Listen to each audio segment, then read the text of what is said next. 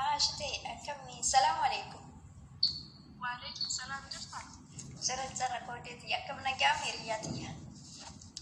Nagaa galata rabbi. Waganaaf jiraatti amma songaa kuma jiraadhu.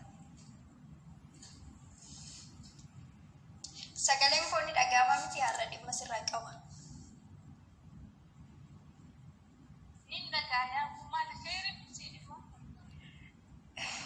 Har'a tana dhimma jabduudhaaf si dhufe homo kamiyyoo ta'e akkana galchitu abdii qaba jedheetiin abdadhaa hundumaa fiiyyuu gaafii saa ta'uu feellee haa ta'u wanta sitti dhiyeessu tole jettee akkanarraa fudhattu. Oh my god. Hayyee maaliif gaafatu dhume? Okay, sodaadhee jara baay'ee takka sodaadhe si gaafachuudhaaf. Maali waan nama sodaachisu moo? Waan nama sodaachisullee waan ulfaattuudhallee si qofaa miti akka Oromoon illee natti muufatu shakkii guddaa qaba. Maaluma godhuu deemta? Waa balleessite? Waa balleessin ture waan balleessisan yookaan narraa fudhataa yookaan mootuu natti muufataa hin beeku hundumaafuu sitti haa himadhumoo haa dhiisu. Hedduu takka na cinqee jira garuu halkanis ta'e guyyus baay'ee na yaachisa wanti kun sammuu kee keessatti. Yaa rabbi gochaadha gargaareetti. Haa jechuun waa balleessitee waan na ilaallachuu taate natti waan asii godhuu danda'u jiraate deeman. Ashiitee waan kanaaf furmaata taate waan tuttee yaaddoo jiraate natti maali?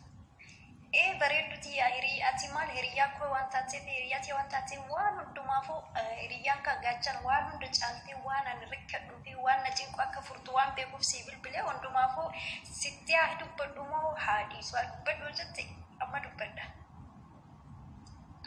Dubbadhu rakkoo.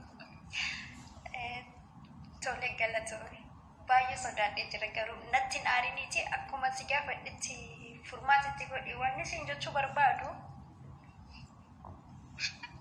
Maal sodaachisa garuu maal dhageessa?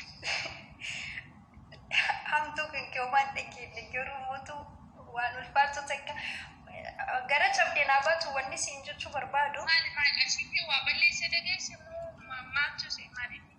Ashitee waa balleessitee hin dhageenye abbaa manaa kan keetiif ani hiriyaa jawaa walitti qabna. Maal jette meera deebi? Hin dhageenye.